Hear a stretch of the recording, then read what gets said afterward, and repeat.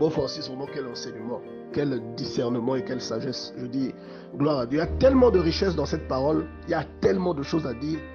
Bien aimé dans le Seigneur, vous voyez, la nourriture nous donne les nutriments. Parce que la nourriture que vous mangez peut déterminer votre santé. La nourriture que vous mangez peut abîmer vos reins. Vous voyez, elle peut vous tuer, cette nourriture-là. Mais vous allez vous rendre compte d'une chose, bien aimé dans le Seigneur. Lorsque quelqu'un a un enfant, vous reconnaissez que, ou la science reconnaît que c'est l'enfant de cette personne, parce qu'il y a une similitude dans le sang de la personne en question et de l'enfant qui prétend être le sien. Vous voyez, il y a une similitude. Si vous êtes zéro positif et que votre femme est zéro positif, votre enfant ne peut pas être zéro négatif. C'est pas possible. Autrement, cet enfant-là, on vous l'a emmené, mais ce n'est pas le vôtre. Alors, lorsque Dieu vient sous la forme d'un homme, il a une nature divine. Il accomplit les choses extraordinaires. Quand il est introduit quand il arrive sur la terre et qu'il veut donner naissance à une race de sacrificateurs, une race de champions, une race de surhommes, la première chose à faire, c'est de répandre la vie de Dieu à l'intérieur de ces gens. C'est-à-dire, si ta vie était une vie normale, lorsque tu bois son sang, les nutriments que le sang là t'apporte sont des nutriments qui font de toi quelqu'un de différent, quelqu'un d'extraordinaire, parce que le sang qui coule dans Dieu, si Jésus-Christ est Dieu et qu'il est venu sur la terre et qu'il a eu du sang, le sang divin qui a coulé et qui t'a délivré, lorsque tu bois ce sang, le même sang se propage en toi et le même sang fait de toi une divinité. Tu n'es pas une divinité qu'on adore, mais tu es une divinité tout de même que l'on doit redouter. Une divinité qui peut influencer la nature. Une divinité qui peut influencer les événements. Tu peux influencer ta vie. Tu peux influencer la vie des autres. Tu peux détourner quelque chose qui avait une autre direction, mais toi tu t'imposes, la chose changera de direction. Pourquoi? Parce que tu n'es plus une personne normale. Parce que dans ton sang, ce qui coule ou ce que tu as mangé, la Bible dit dans le livre de Lévitique que l'âme de la chair est dans le sang. C'est pourquoi il était interdit de manger ou de boire du sang. Parce que lorsque tu manges du sang, la nature ou la vie de cette personne vient en toi. Vous voyez, la Bible dit, vous ne pouvez pas boire du sang ou manger du sang. Celui qui fera ça sera mis à mort, parce que l'âme de la chair se trouve dans le sang. Donc celui qui est en face de vous, son sang c'est sa vie, son sang c'est son âme. En buvant son sang, vous buvez sa vie. Donc quand Jésus-Christ arrive, il dit que ma chair est vraiment une nourriture et mon sang est vraiment un breuvage. En fait, il sait de quoi il vous parle.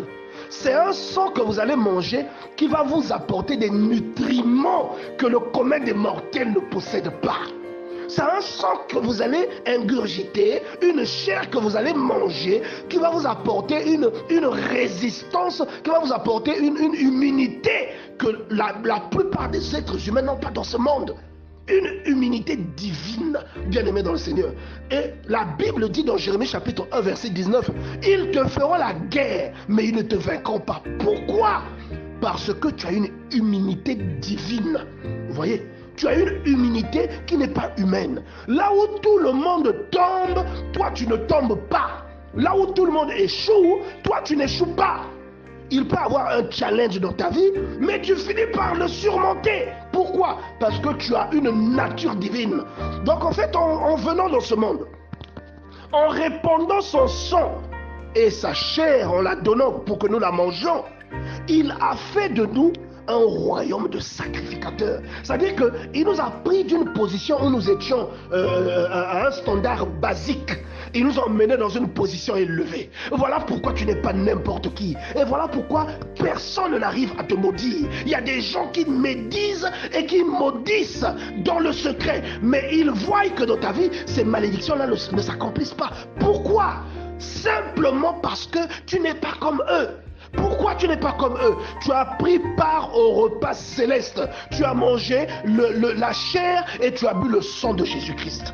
Voyez? Et le Christ est clair. Il dit que si quelqu'un ne mange pas mon corps et s'il ne boit pas mon sang, mais il ne peut pas avoir la vie éternelle. Tu ne lui ressembles pas. Comment est-ce qu'un enfant On dit que c'est ton enfant, toi parfois tu es grand de taille, ta femme est grande, tes grands-parents, tes aïeux, tout le monde est grand dans ta famille, mais l'enfant est court.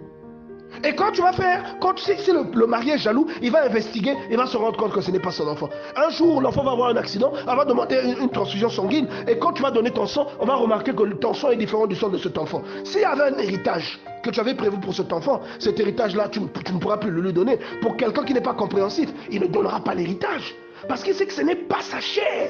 Ce n'est pas son sang. Et Dieu est très méticuleux sur ce genre de choses. Parce que même les autres enfants d'Abraham, la Bible dit que quand Sarah est décédée, Abraham s'est marié à une autre femme qui s'appelait Ketura. Et il a eu d'autres enfants. Mais la Bible précise, à ces enfants-là, Abraham leur a fait des cadeaux de son vivant. Mais tous ces biens, il les a donnés à Isaac, son fils. La Bible précise son fils. Pourquoi, bien-aimé dans le Seigneur? Dieu est très attentif à ces choses. Et aujourd'hui, je te demande de qui es-tu l'enfant? De qui as-tu bu le sang? Parce que le sang que tu as bu va déterminer tes réactions. Le sang que tu as bu va déterminer ta nature. Il y a un comportement que tu manifestes à cause du sang qui est en toi. À cause du sang et de la chair que tu as mangé. Cela, en fait, le sang, on dit la vie qui appartenait à Dieu est entré en toi parce que tu as bu son sang. Et à l'époque, Jésus-Christ le fait pendant le dernier repas, il le fait autour d'un repas, mais une fois qu'il est parti à la croix, cette cérémonie a pris une dimension spirituelle. Toute personne qui accepte de suivre Jésus-Christ, je dis qui accepte, accepter là implique quoi? Que tu dois laisser tomber ton ancienne vie. Accepter là implique quoi? Que tu dois craindre et respecter Dieu et que tu dois aimer les autres. Tu dois marcher d'une façon irréprochable devant Dieu. Quand tu le fais, la vie de Dieu vient en toi. Tu reçois quelque chose. Oui. Et tu deviens invulnérable. Tu deviens invulnérable. Bien. Tu peux traverser le mur. Là où on t'a mis en prison, toi tu traverses le mur. Tu emmènes l'église dans la prison. Si ta vie c'est une prison, toi tu prends la prison, tu transformes ça en église. Comme Joseph, comme Paul et Silas, enfermés dans l'église. Ils ont fait de l'église, enfermés dans la prison. Ils ont fait de la prison là une église. Il y a eu un miracle dans cette prison, bien-aimé dans le Seigneur. Et aujourd'hui, si ta vie est une prison, il y aura un miracle dans ta vie. Parce que tu as emmené l'atmosphère divine à l'intérieur de cette église. Tu as emmené une atmosphère glorieuse, une atmosphère qui est surhumaine. C'est une atmosphère extra, c'est-à-dire que je ne sais pas comment la qualifier. Elle n'appartient pas aux hommes. Et toi, tu emmènes cette atmosphère à l'intérieur de ta vie, à l'intérieur de la prison. Et tu fais des miracles. Et tu convertis des gens. Oui. Pourquoi? À cause du sang qui coule en toi. Ce n'est plus seulement le sang de ton père, et même le sang de nos parents qui coule en nous. Grâce au sang de ton père, tu peux avoir des réflexes qui vont rappeler ton père. Vous voyez, il y a des gens quand ils voient leurs enfants, ça leur rappelle leur papa. Parce qu'ils revoient les gestes, et même les réactions, et même l'éthique chez l'enfant. Vous voyez? Pourquoi? C'est à cause du sang. Donc lorsque le sang de Jésus vient en toi, lorsque ce sang pénètre en toi, ce sang-là emmène un bouleversement, mais positif. Et ce bouleversement te change en une autre personne. C'est pourquoi l'apôtre Paul, qui avait compris ce mystère, nous dit, ce n'est plus moi qui vis, mais c'est Christ qui vit en moi. Vous voyez? Parce que lorsque tu regardes la personne, tu vois les réactions et l'éthique. Ce n'est plus le Paul d'hier, le Paul qui était belliqueux. C'est devenu un Paul qui te rappelle Jésus. Un Paul qui te fait penser à un homme qu'on a crucifié qui s'appelait Jésus. Mais pourtant, ils ne sont pas parentés. Ah si, ils le sont par le sang que Paul a bu. Ce sang-là lui a donné le caractère de Jésus. Oui, le comportement de Jésus. Oh, bien-aimé dans le Seigneur, il y a tellement de choses à dire. Voilà pourquoi toi qui te sous-estimes, toi qui pleures tout le temps parce que tu es malade, tu pleures tout le temps parce que ça ne marche pas. Si tu savais qui tu étais, tu n'allais pas pleurer. Si tu savais qui tu étais, tu n'allais pas être en train de pleurer n'importe comment. Parce que la vie de Dieu coule en toi. La vie de Dieu, la vie, ce qu'on appelle la vie Zoé, ça coule en toi. Bien-aimé dans le Seigneur. C'est pourquoi je ne peux plus laisser une situation m'asservir.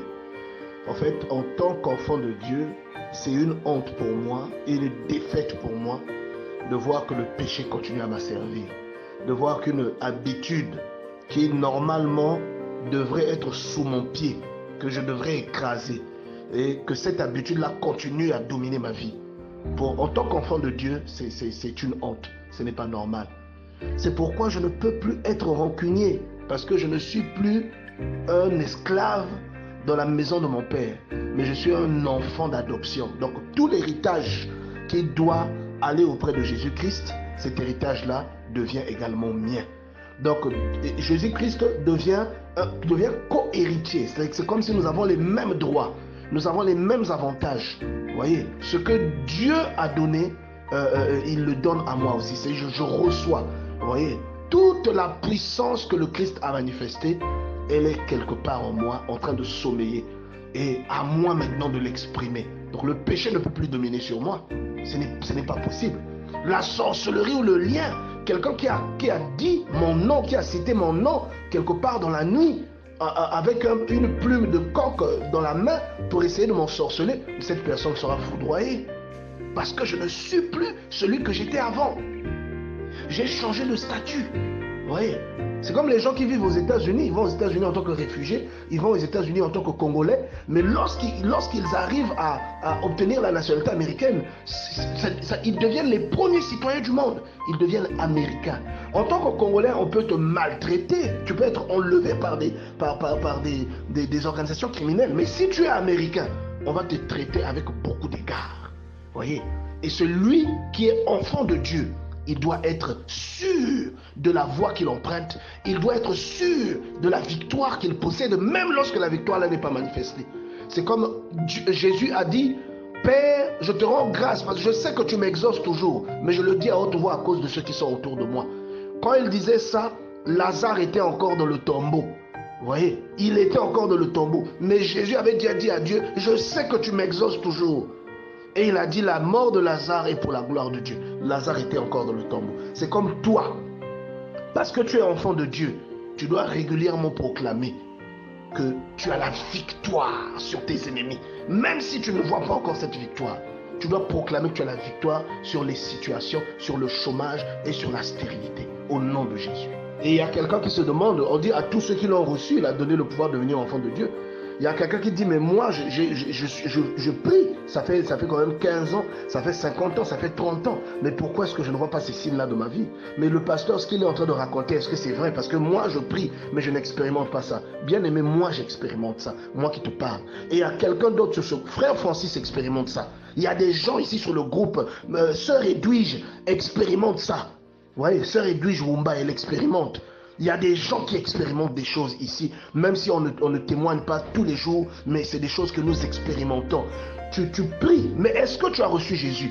Il y a beaucoup de gens qui prient, mais en réalité n'ont pas reçu Jésus. Vous voyez, la Bible dit qu'il y a même des hommes de Dieu qui font des miracles, mais qui n'ont pas reçu Jésus. Vous voyez, donc est-ce que tu l'as réellement reçu? La Bible dit à ceux qui l'ont reçu, parce que si tu as reçu Jésus, cela va se sentir dans ta vie. Même dans ton comportement, cela va se ressentir. Tu ne seras plus la même personne. Si tu étais rancunier, tu ne seras plus rancunier. Tu vas pardonner facilement. Si tu étais haineux, tu seras quelqu'un de bon, quelqu'un de gentil et d'aimable. Il y a une transformation que tu connaîtras qui va surprendre les gens. Les gens diront que quelque chose s'est passé dans ta vie.